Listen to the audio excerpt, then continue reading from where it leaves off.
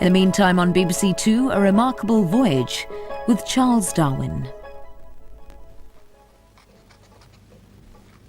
Even now, I cannot reflect on the great Patagonian wilderness in South America without the deepest astonishment.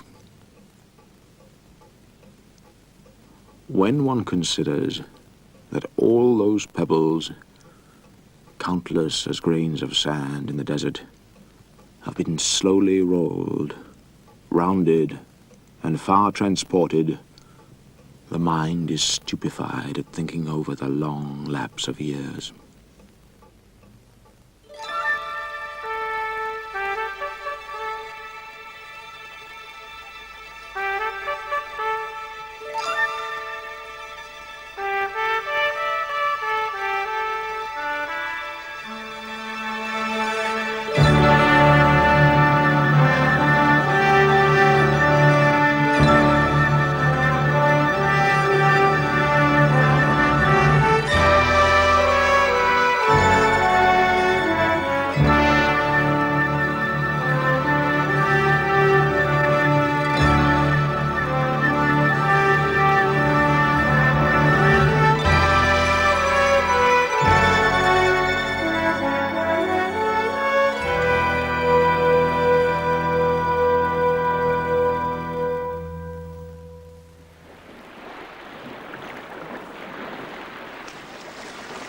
In April 1834, we had tried without success to reach the Andes by hauling the ship's boats up the Santa Cruz River in southern Argentina. Man the side! Captain coming aboard!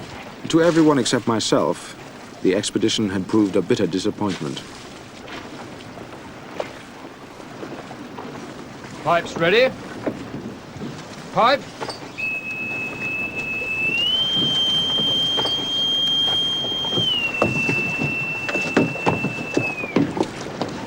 Hello, Covington. Sir? Careful with these, they're heavy. More specimens, sir? Just fossils and rocks this time. Mr. Darwin, we've come close enough to running aground without you bringing back half of South America with you.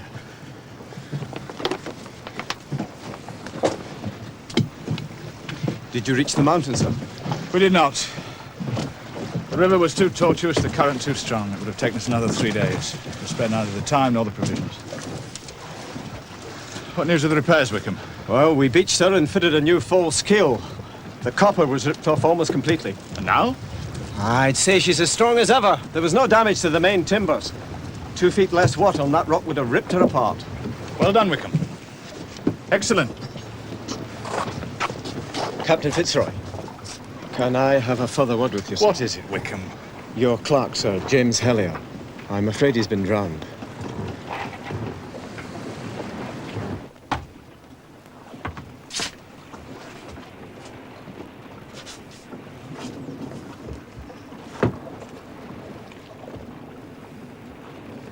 Well, how have you been faring, Covington? 2 more parcels ready for Professor Henslow, sir. I couldn't get on with much else, what with the ship lying on its side. I imagine not. Nothing damaged, I hope? No, sir. I saw to that.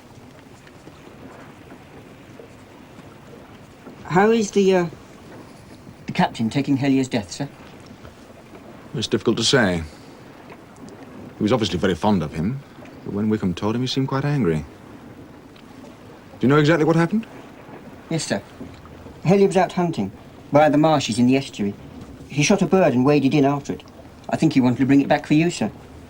The water can't have been much above his knees, but he got entangled in the seaweed. Just couldn't free himself. But didn't he cry for help? He must have done. No one heard him. And the tide came in. You mean he was there for hours? Seems like it, sir. Terrible way to die. I don't want the matter discussed any further. He was careless with his own life. On an expedition such as this, that is unforgivable.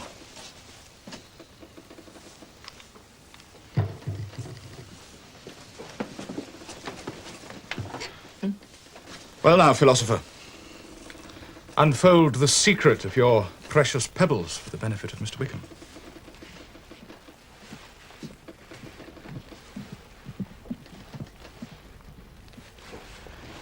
I found those 200 miles from the coast, right in amongst the foothills of the Andes.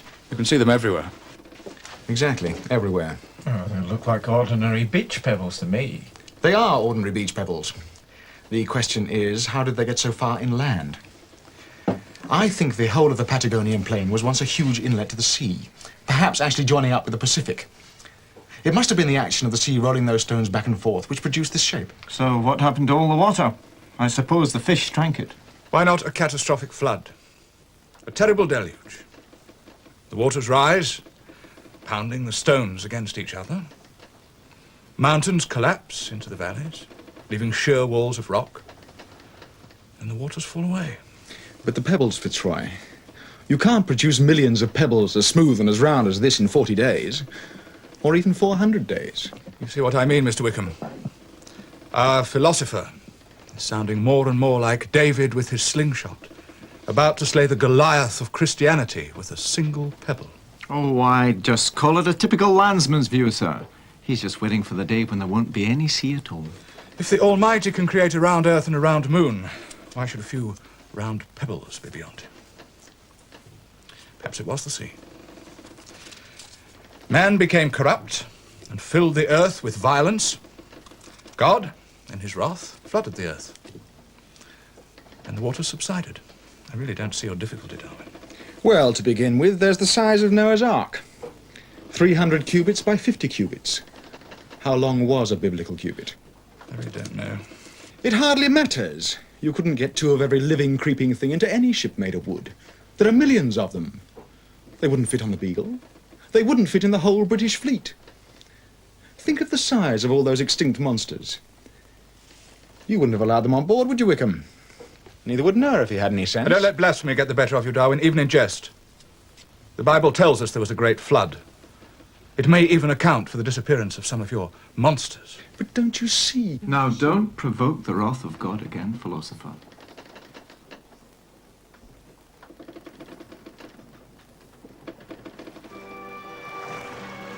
Every man aboard was eager to set a course for the Pacific.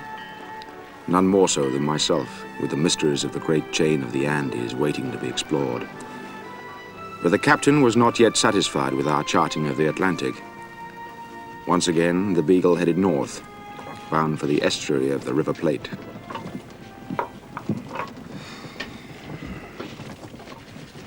Another winter in the Atlantic. And for what purpose? We shall all go mad. Good. What are you up to? Cutting up flatworms. Worms? On a man of war? Hardly the Nelson tradition. And for your supper, Earl. If I cut them in half transversely like this, in the space of 2 weeks, both halves will have grown into the shape of the original. Astonishing. Can you do it with humans? Imagine 2 Fitzroys aboard this ship, or even 4. It only works with the lower kinds of species. Ah, so we can replace sailors who fall overboard, but not officers. What about artists, I wonder? Well, he's a clever chap, our philosopher. Reproduction without recourse to the fair sex. Just what we need on this ship. Even if I cut them in such a way so that one half has both orifices and the other half none, both parts will grow into perfect specimens again in about 25 days. You mean they can perpetuate themselves forever? Yes? The captain would like to see you, Mr. Darwin. Tomorrow, we shall be at the mouth of the Rio Negro.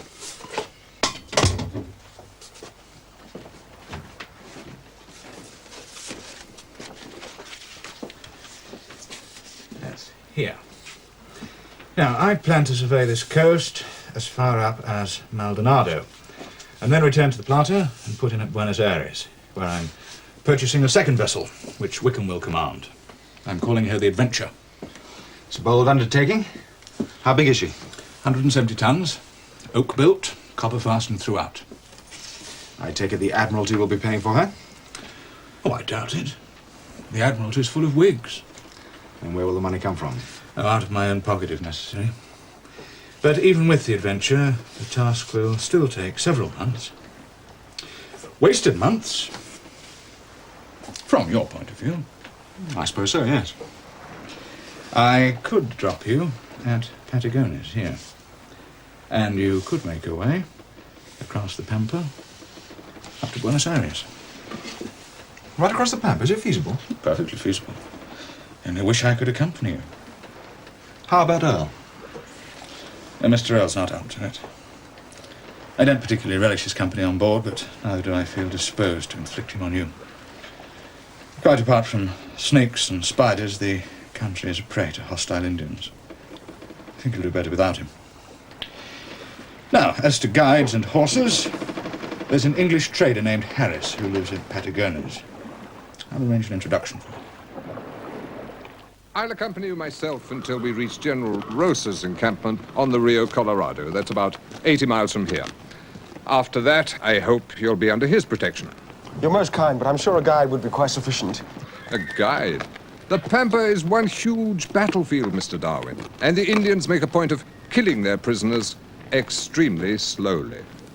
Now, we must choose you a horse.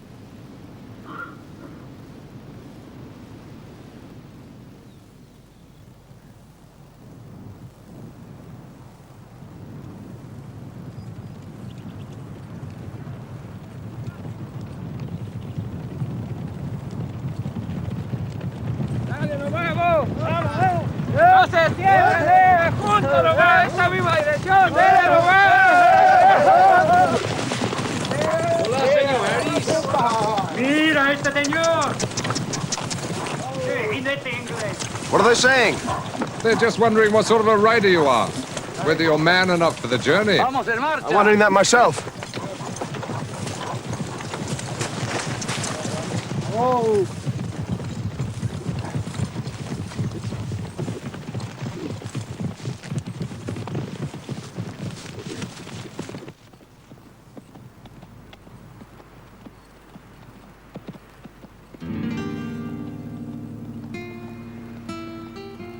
Everywhere the landscape wore the same sterile aspect.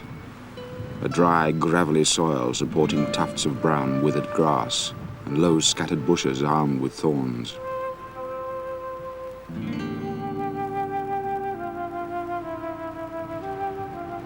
Prehistoric monsters had once roamed over these great plains, but what great elemental force had driven them from it? Whether it was a climatic change which destroyed or reduced vegetation necessary for their support, I could not guess.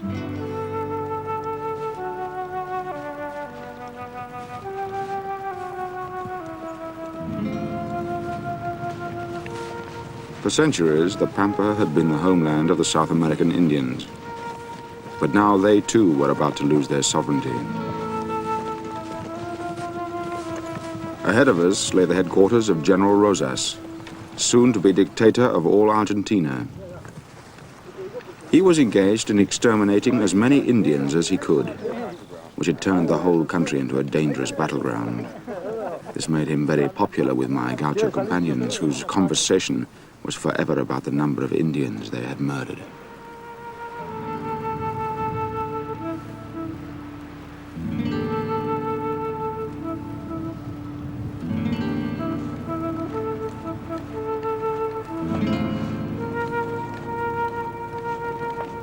The landscape seemed empty to the horizon. But in the afternoon, a sudden movement caught my eye. It was a group of South American ostriches, or rheas.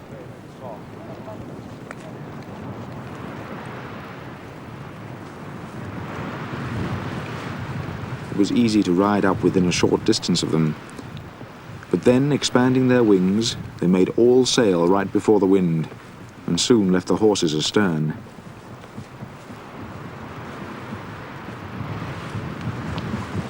The gauchos told me that several females lay their eggs in the same nest, but it is the male bird alone which hatches the eggs.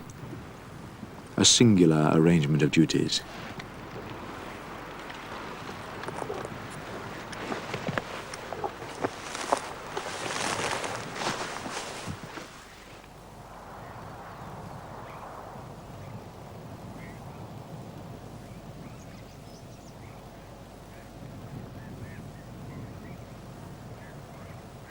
Have a care, Darwin.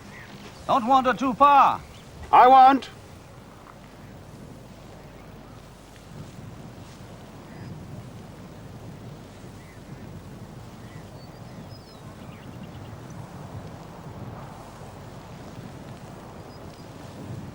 The guanaco, or wild llama, is the characteristic quadruped of the Patagonian plains.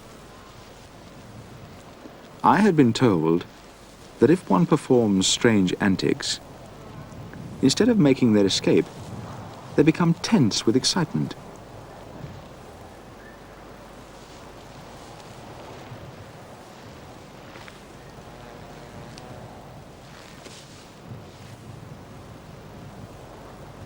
Inside their elegant heads, curiosity and timidity are forever trying to gain the upper hand.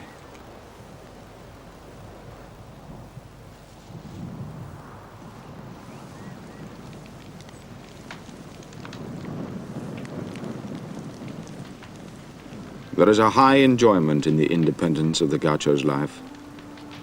To be able at any moment to pull up your horse and say, "Here I will spend the night." The death-like stillness of the plain, the dogs keeping watch, the gypsy group of gauchos making their beds around the fire have left in my mind a strongly marked impression of that first night, which has never left me.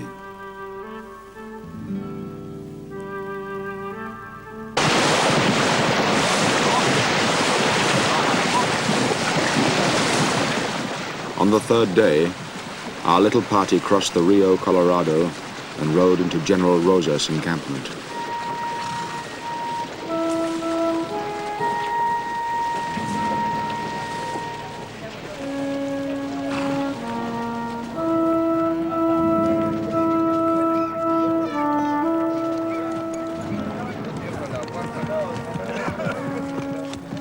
I doubt if such a villainous, banditti-like army was ever before collected together.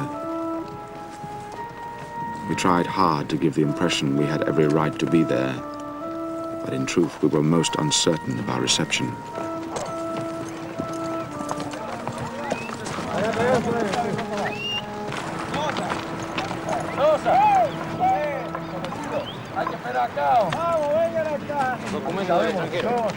You'll have to present your credentials. Leave the horses to me.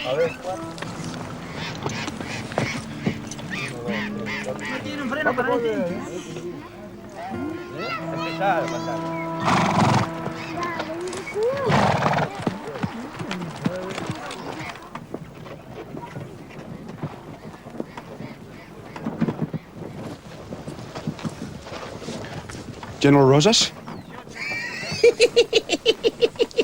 No, el secretario. Su documento.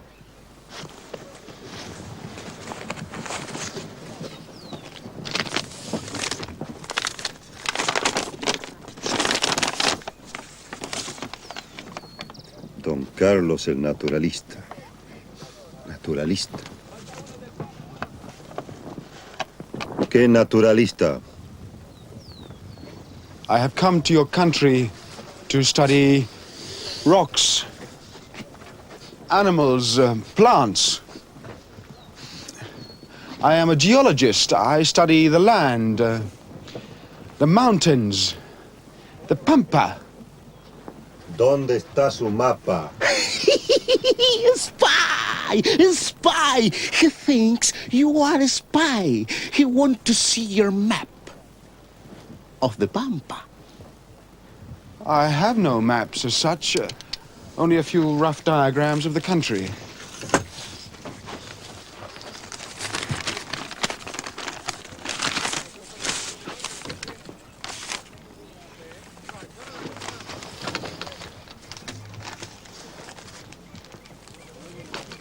Espere aquí.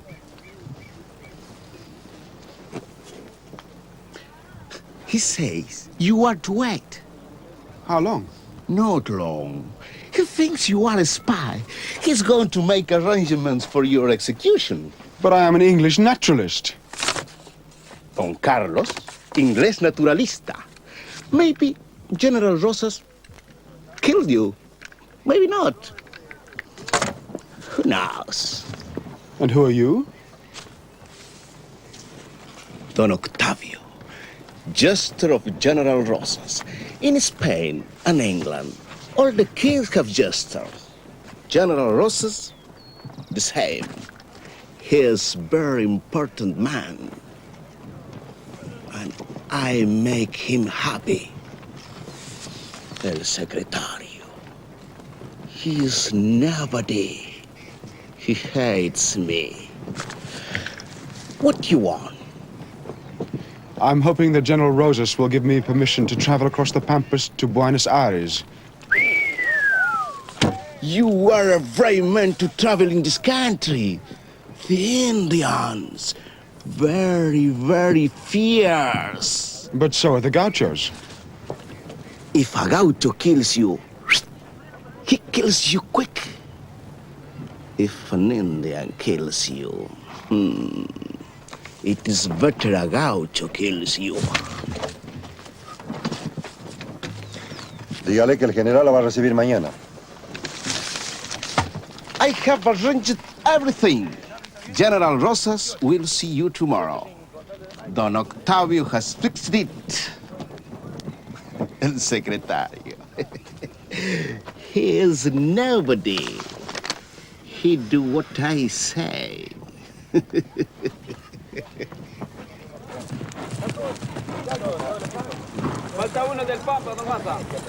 are those Indians? A friendly tribe. Their men are probably fighting with Rosas in return for protection for their families. They say he always puts them in the front line when he attacks. In that way, whatever happens, Indians will be killing Indians.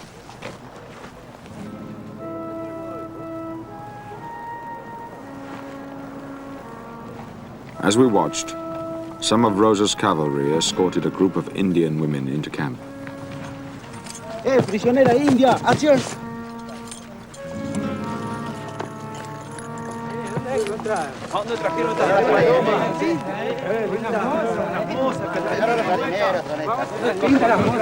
¿Dónde encontraron estas palomitas?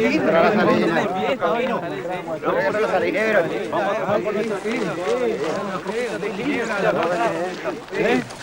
Traemos las salinas, Regalito. Very pretty, eh? You like one of them? They look so young. We captured them last night. I think that one make good bedfellow for you, El Naturalista. Where are the men? One Indian. He bites a gaucho on the finger. Like this. The gaucho put his thumb in the Indian's eye, pushing it out of the socket. But still the Indians, he holds on. He nearly bites off that finger with his teeth. I told you, it's like exterminating rats. Unless they want information, they never take the men prisoner. Prisoners? You want to see? Come, I show you, come.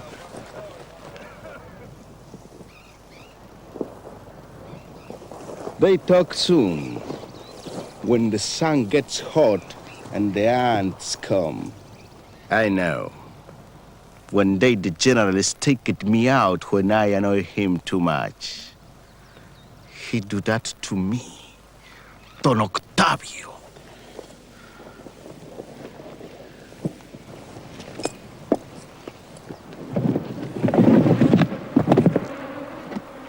This.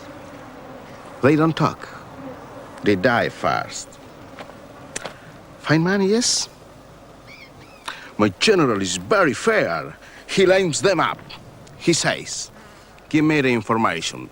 The first one he replies, no sé, I don't know. General Rosas, he says, shoot him. Bang! He says to the second one, give me the information. The second one he replies, no sé. Bang! He says to the third one, give me the information. And the third one he replies, no sé, shoot me.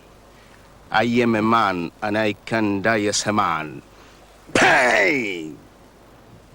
He died. Old brave man. Very sad. My general! Mi general!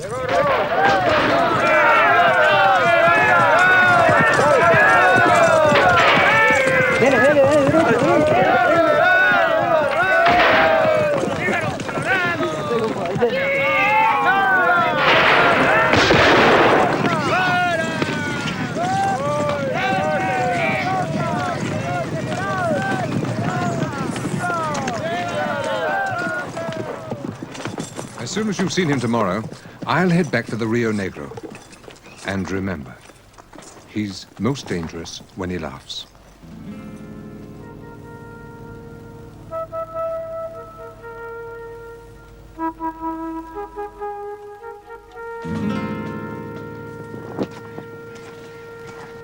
Leave us. I am a good friend of a naturalista. I stay. I said leave us. I show him the camp, everything. You like me to stay a naturalista, eh? Do you want me to have you punish again?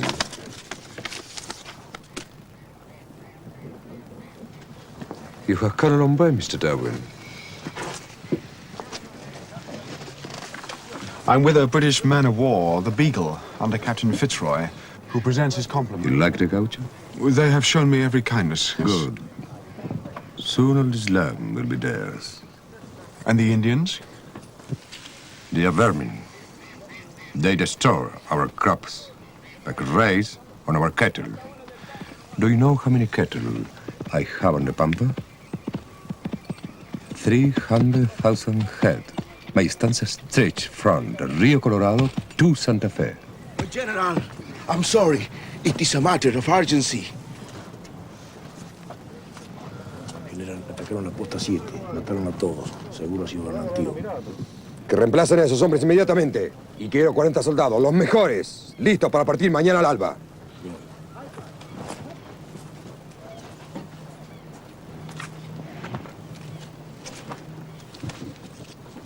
It is as I told you.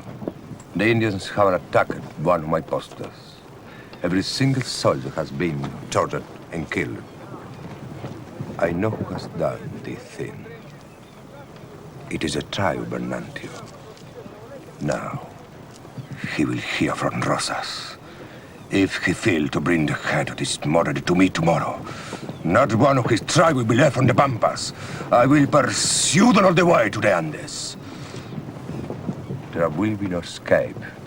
In 3 summers, we shall be rid of them. You mean all the Indians will be killed? Some are my friends. They fight with me. You have seen for yourself. Could you not try to Christianize them? In Tierra del Fuego. You English. Our missionaries too have tried it. But they prefer death. So, your document, Mr. Darwin. I have arranged for a guide and an escort. Each night, you will sleep at one of my postas. Do not be alarmed. The Indians will not attack again so soon. In 3 years, you must visit us again. And then, the fighting will be finished. I'd like to. The people will be strong and prosperous. This is a young country, Mr. Darwin. Thank you, General, for your hospitality. Tell the people of England, Rosas is their friend.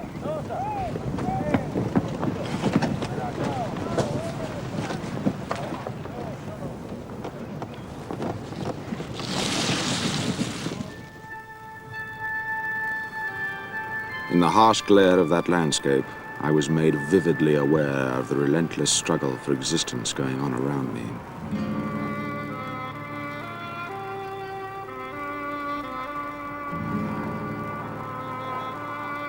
The territory over which the Indians roam is immense.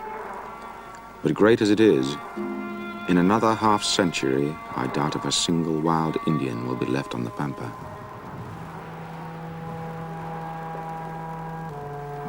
The country will be in the hands of white gaucho savages instead of copper-colored Indians, the former being a little superior in civilization as they are inferior in every moral virtue.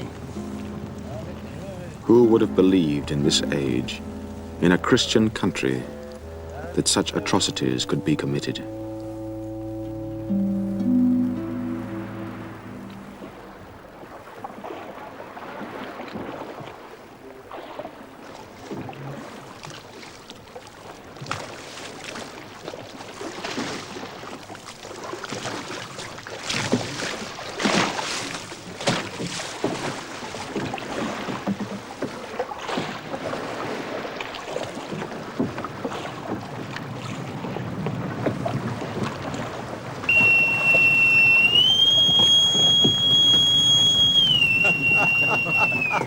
Welcome back, philosopher. Would you believe we've missed you? I was beginning to be afraid I might have missed you. I didn't fancy spending the rest of my days as a gaucho.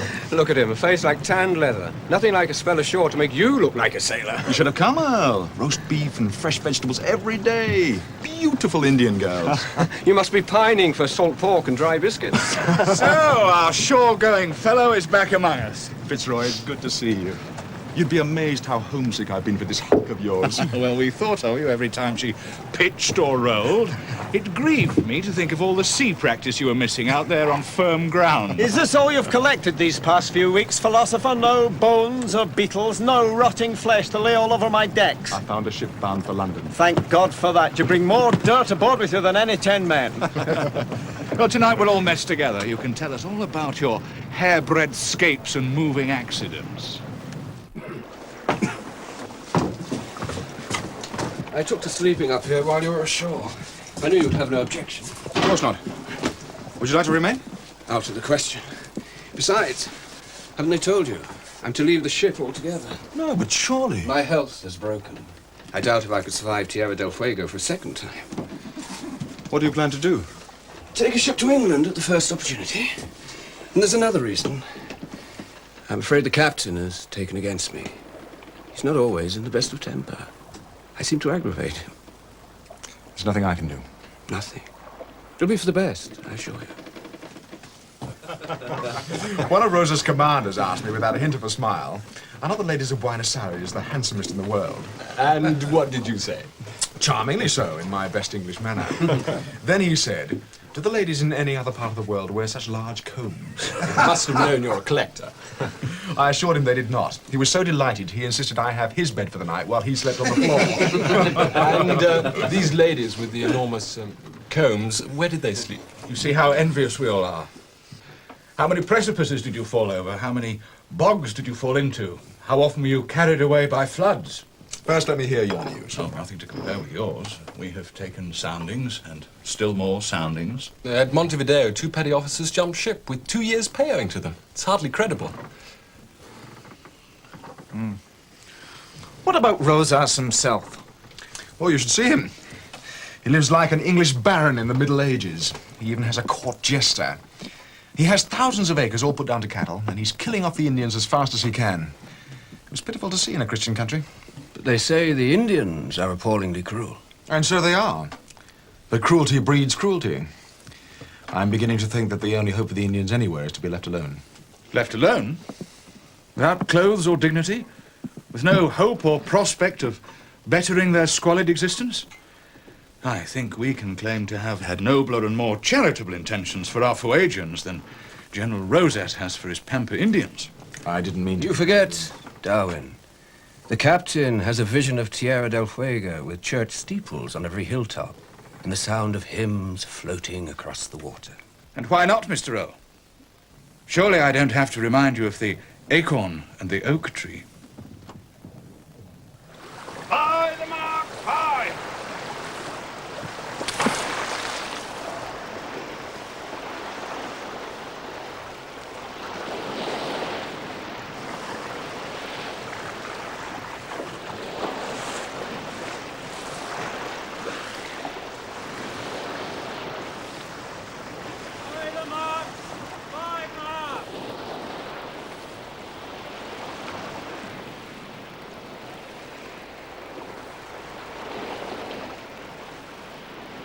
We were bound once more for the waters of Tierra del Fuego, then on through the Straits of Magellan into the Pacific.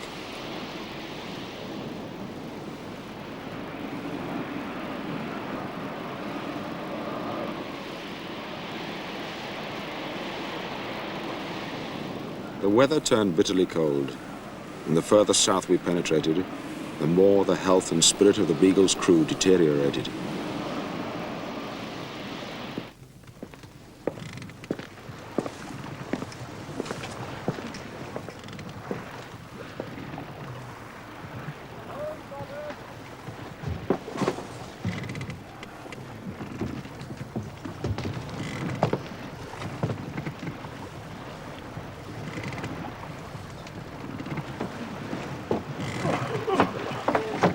This must be the first time since we left Plymouth this hostelry of yours has been full by now.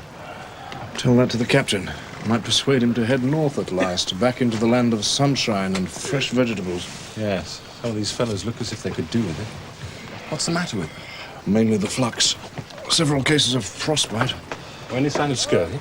Not yet, but it can't be long if you want my opinion. Well, does Wickham know? Yes, but he thinks I probably have more influence with the captain than he does. Which is to say, none at all.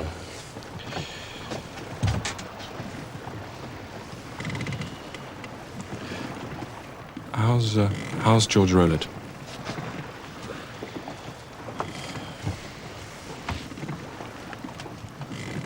Hello, George. Ben? We take a little food today? I can't keep it down. Soup? No, nothing. Don't fuss over me like an old woman, Ben. I'll be on deck as soon as we get to some warm waters.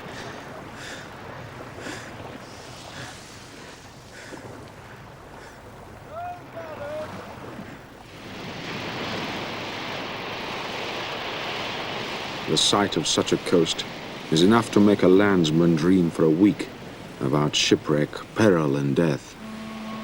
Even the captain's demeanor seemed to be affected. Perhaps the failure of his attempts to Christianize the natives of the region weighed heavily with him. Whatever the cause, he grew listless and despondent, and his earlier zest for the voyage seemed to desert him. Yes?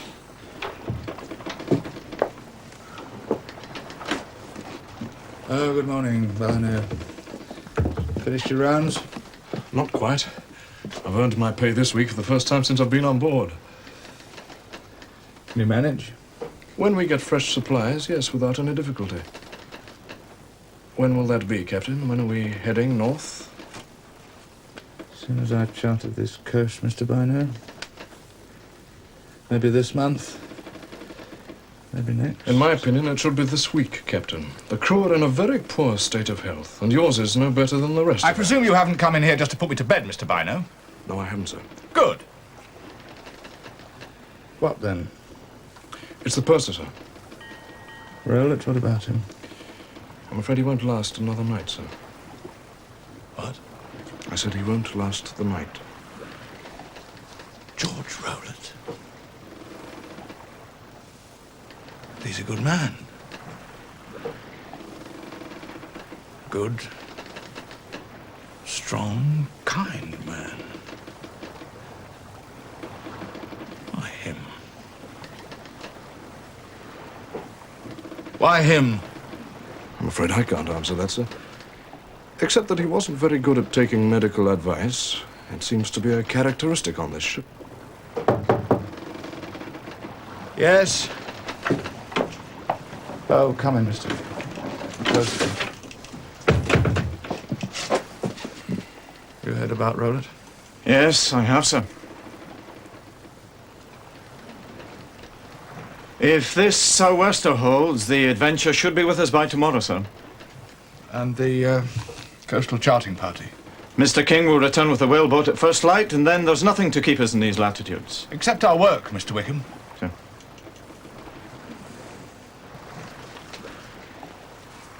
I have to report, sir, that 2 men broke into the liquor store last night. Are they violent? No, just a piece of foolish mischief. The men's morale is very low at the moment, sir. Nevertheless, they must be punished. Anything else? It's your morning round, sir. You can take my rounds this morning, Mr. Wickham. Thank you, gentlemen.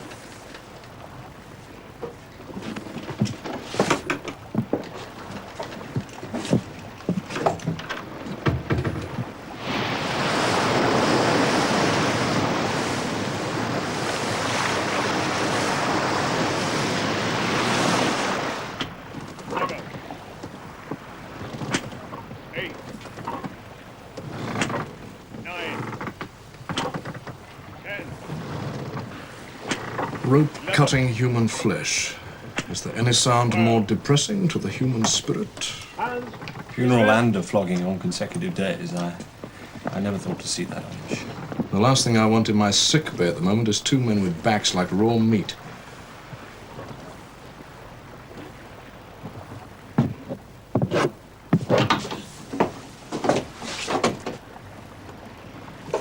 All over Wickham? All over. You lay their backs open, I mend them. I enjoy it no more than you by now. Question is, how soon will he have to do it all over again? Not for some little time, I trust. He's agreed to make for Valparaiso. No. Well done, Wickham. I always said you could talk milk out of a bullock. Yes, well, don't get too excited, because as soon as we've revictualled, he intends to head south again. What? He's dissatisfied with the charting we've done. He says it's inadequate. Inadequate? This must be the most meticulous survey in history. I've tried telling him that. I'm afraid it's becoming an obsession with him. He can't rest until he's found every submerged rock in the ocean. Nothing less will do. You make him sound as if he's losing his reason. Well, it hasn't come to that. He's simply exhausted.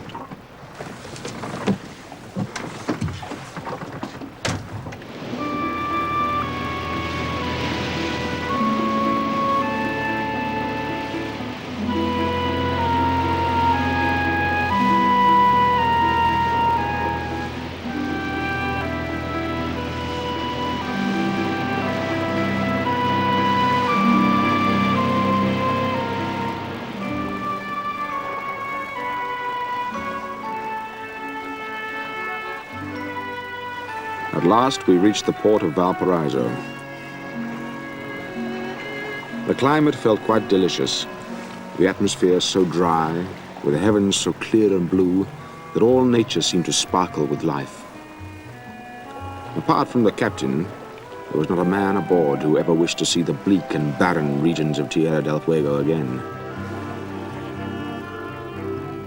I had been told that from here there were 2 passes across the Andes to Mendoza. I could hardly wait to get ashore.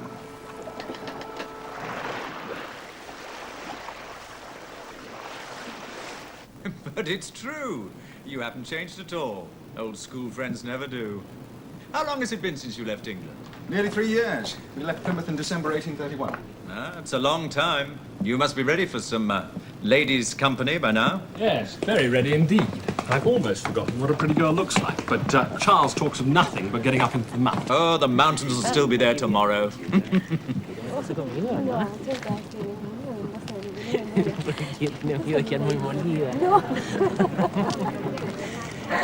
Allá vienen. Rosita, my dear, I would like you to meet Charles Darwin. He was my school servant in England, one of the junior boys. Senor Darwin doesn't look like a servant. Well, not a servant exactly. He was just part of the English educational system.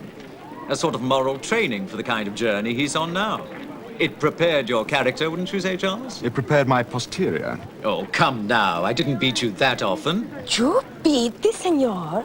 I suppose I did sometimes, but we ended up good friends. Oh, and what is the journey you are on, Mr. Darwin? You've seen the British man-of-war in the harbour, the Beagle. We're sailing round the world.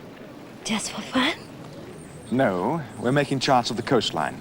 And now he wants to cross the Andes, which is why I've invited Mariano here to meet you, Charles. He owns an estancia to the north of here.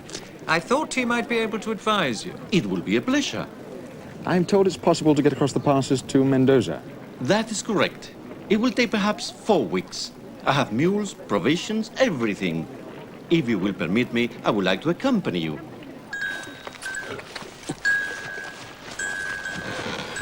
Does the bell have a religious significance? No, Mr. Darwin. That mule is my madrina. How do you say in English, godmother? She is my steady old mare. Wherever she goes, the younger mules, like little children, will follow her. ¡Listo, muchachos!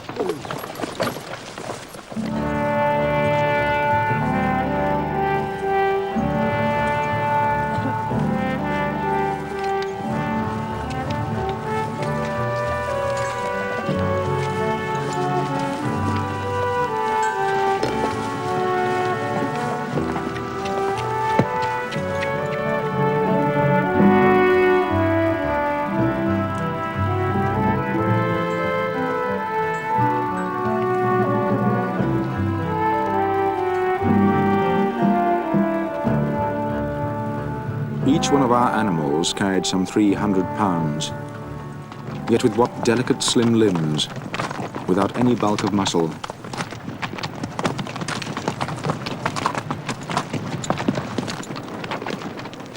The mule seemed to me a most surprising animal. That a hybrid should possess more reason, memory, obstinacy, social affection, powers of endurance, and length of life than either of its parents seemed to indicate that art had here outdone nature.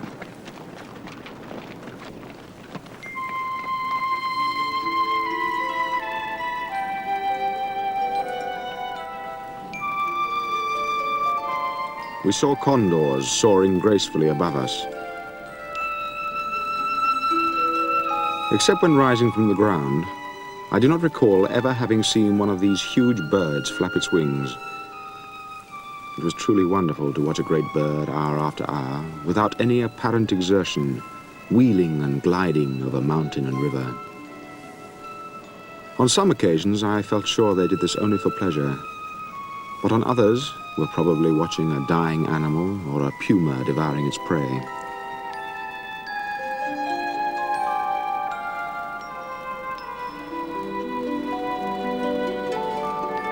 Bird and mountain seemed to belong together. And yet, if the mountains had not always been there, where had the condors come from? I had no answer.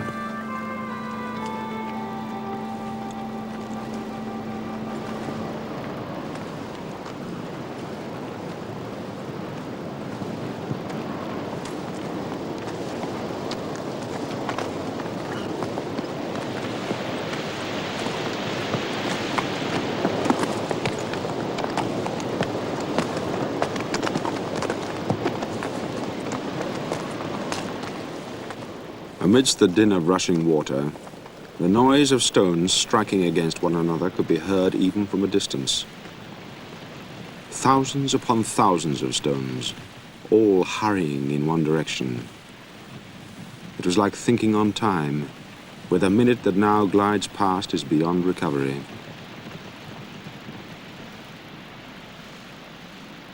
So it was with these stones. The ocean is their eternity, and each note of that wild music told of one more step towards their destiny.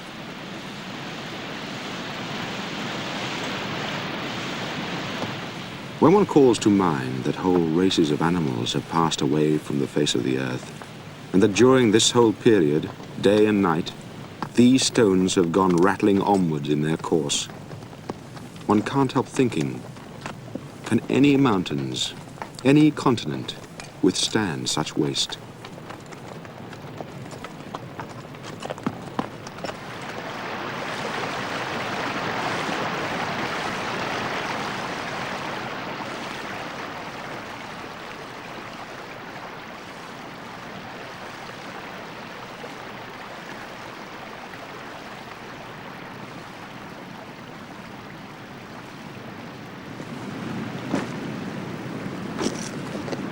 Who are they? Va herido. ¡No! ¡Está muerto! ¡Somos de la mina! Miners. One of their friends has been killed. It's very bad in the mines here. Very dangerous. Why are they in such a hurry? It's a long way to the village. Many days' march. Keep your eyes open, Mr. Sullivan. You may discover a silver mine.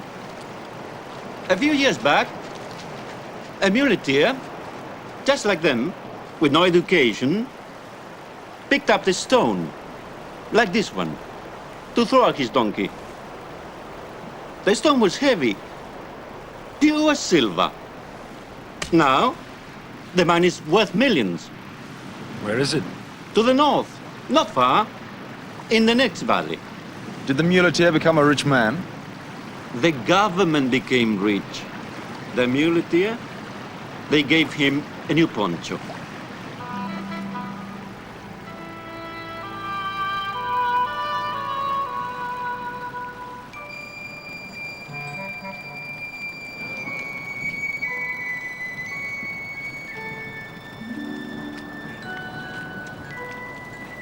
A great mountain chain has such a solid and permanent appearance. The lofty peaks and frowning cliffs looked so much a part of God's purposes that it was hard to believe that they might not have stood since the creation of the world. Nor had it yet occurred to me that the age of the world's mountain ranges might differ greatly from each other, and that the mighty Andes would prove to be among the youngest of them all.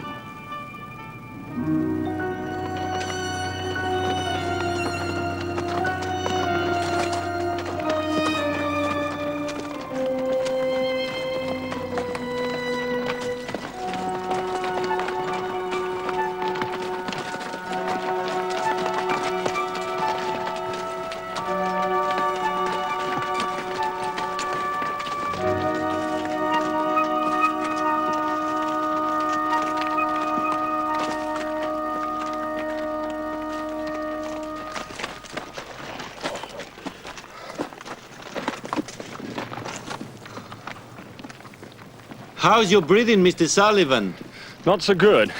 Feel like a rest every 10 paces. A little dizzy, perhaps? Yes. It is the thin air of the mountains. We call it the puna. The best cure, they say, is to eat onions. But we haven't got any onions. It is the altitude. In a few days, you will feel much better. Over there. We'll camp over there.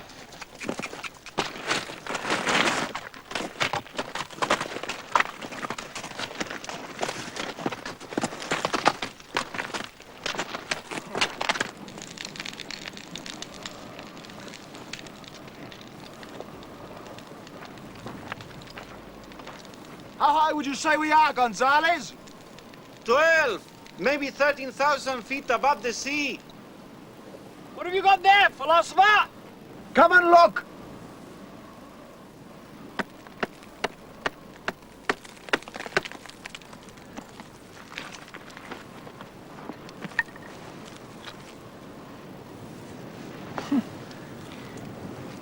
Extraordinary. Seashells. Fossilized seashells at 12,000 feet, Sullivan. How do you think they got there? Well, it's not much good asking me. Perhaps we're sitting on some ancient campsite and these are the remains of someone's dinner? All right, unravel the mystery, philosopher. They've been pushed up out of the sea. The whole mountain range has been pushed up out of the sea and the seashells with it. Don't you see? They prove it. No, I don't see. I mean, an earthquake can't do that.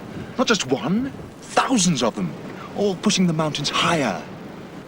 And it's still going on? Almost certainly. Well then, we'd better hurry, or we'll never reach the top.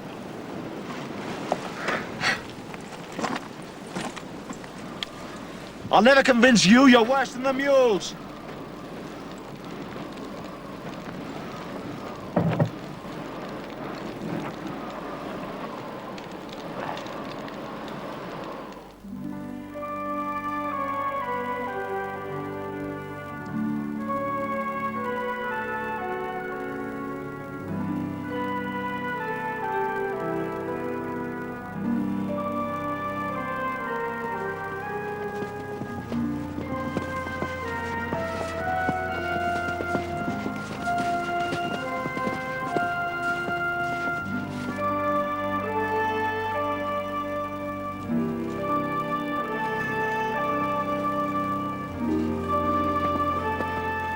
I can hardly describe the sublime feelings which filled me as we approached the crest of the ridge.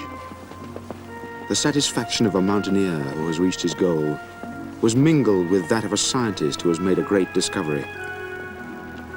I could not claim to be either, but in my saddlebag I believed I had the evidence I had been seeking.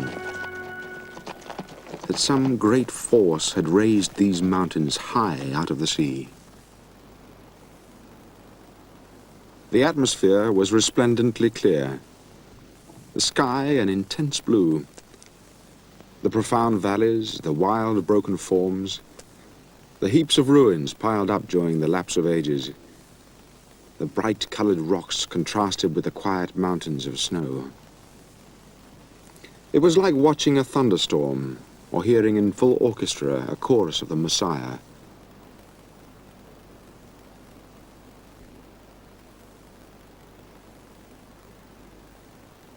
There was a transparency in the air, a confusion of distances and a sort of stillness which gave the sensation of being in another world. When to this was joined the picture so plainly drawn of epochs of violence, it caused in my mind a strange assemblage of ideas.